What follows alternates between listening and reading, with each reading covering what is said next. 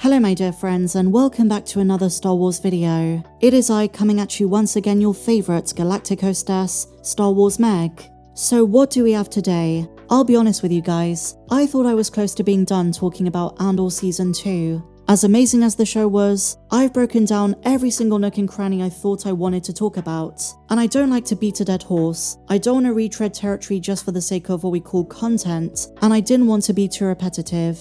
I've already done a breakdown review and 2 follow-ups for the final 3 episodes. But the incredible thing with this series is that every time you do a rewatch, you're gonna notice something different. There is just so much nuance built into every single episode. And today we're gonna begin with a detail I haven't seen too many folks talk about. Because here's the thing, there are so many fans and fan-made videos talking about how this series changed how you see Rogue One forever. But I think it changed how we see Star Wars forever. The Empire is more terrifying, the birth of the rebellion makes so much more sense, there were so many individual personal sacrifices, and we get a sense of what the rebels were up against, everything it took to get up to A New Hope.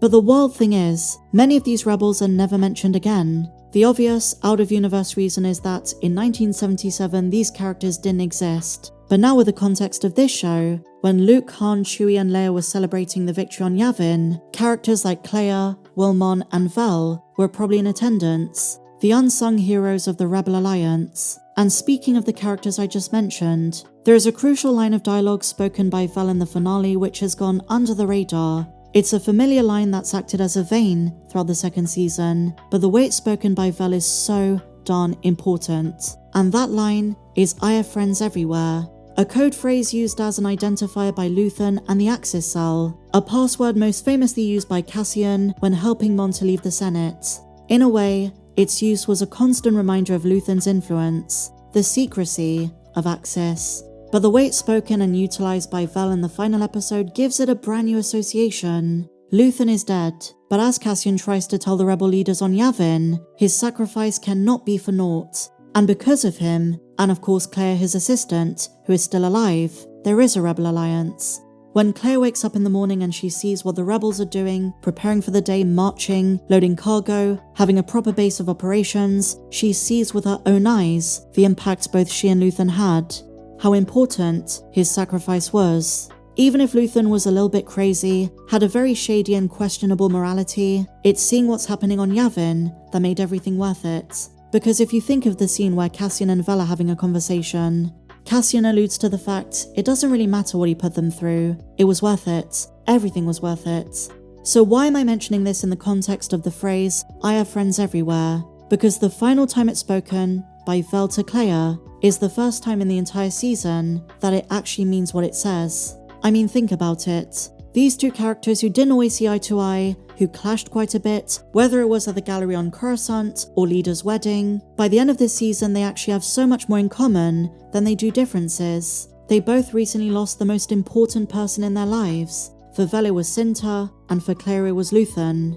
And so what I'm trying to say is that this scene is genius. Aside from her injuries, when Kleya arrives on Yavin, she's entirely confused. She's phased and lost. Everything she knew, Luthen, the shop, Axis Cell, collapsed. Her old life was gone. But did you notice when she takes a walk in the rain, it's almost like a rebirth, the symbolism of cleansing and baptism. It's almost a spiritual enlightenment. And who does she run into? The most unexpected person who of course she was familiar with but didn't really like. Vel Sartha, Senator Mothma's cousin. Someone who Kleya found insufferable, someone who questioned Kleya's role in the rebellion and Axis Cell, someone who up until a year ago, Kleya could really do without. But in this scene, when they meet in the rain, and Vel brings her inside, offers her a coat, offers her an olive branch, she's the most important person that Kleya could have come across. Why do I say this? Because Vel is the person who makes Kleya realize that she is actually amongst friends. The phrase, "I have friends everywhere," is no longer used in a menacing way the way Luthen used it. It's no longer just a code. It's a way for Vel to say, look, you made it. There's a reason you survived, and because of your actions, because of your intel about Galen Erso, Jeddah, the Death Star, even if the leaders of the Alliance don't believe you yet, we have hope. And we have this rebellion that you helped to build. And it's not just a military group, she's amongst friends. Vel recognizes the look of grief on Kleya's face. She's been there. She's still grieving Cinta. If you look at her expression when Cassian toasts her former girlfriend, it's like she doesn't even want to acknowledge it. A part of her doesn't want to let go. I don't think she's come to terms with what she's lost, but she knows and understands that pain. It's a pain that haunts her in the night, a void that will never leave her, and she acknowledges the same expression on Kleya's face. She knew the words that Kleya had to hear. She wanted to impart the same feeling of belonging and unity that she felt when she first arrived on Yavin. I honestly think, hands down, that was one of the most gut-wrenching moments of the finale. And I think by the next day, judging by the look on Kleya's face, the amazing micro-acting by Elizabeth Dulau, she finally internalized it. I really want to see these characters again, find out what they were up to during the original trilogy. Like I said, the words are the same, I have friends everywhere, but Luthen used it with intimidation, as if he didn't absorb any of the meaning of the words. They were just a passcode, just a way to fly under the radar and not cause suspicion in events like rescuing Mon from the Senate.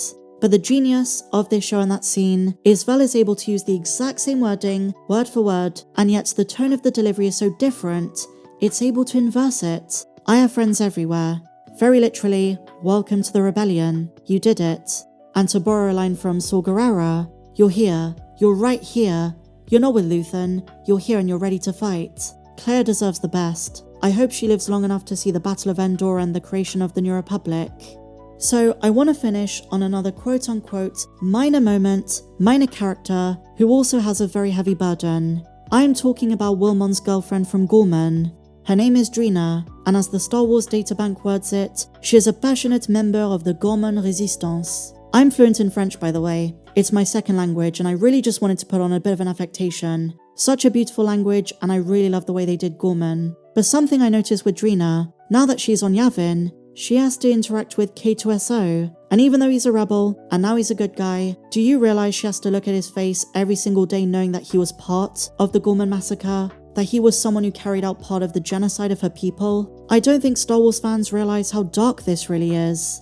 Imagine that she's with Wilmon, who she loves. She's part of this fight. She remembers the horrors of the Gorman massacre, all of the friends and family she lost. She also probably remembers when Tarkin, landed his warship onto protesters. She's got all of those flashbacks, probably horrible dreams. She's got trauma she has to live with. Then she's just walking, minding her own business, and she's got to interact with and see this sassy KX droid who was there and threw her people about.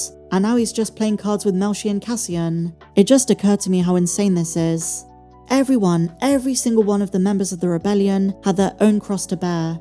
I've heard it being said that every single one of these characters could in theory have another spin-off show, and there would still be so much meat on the bone.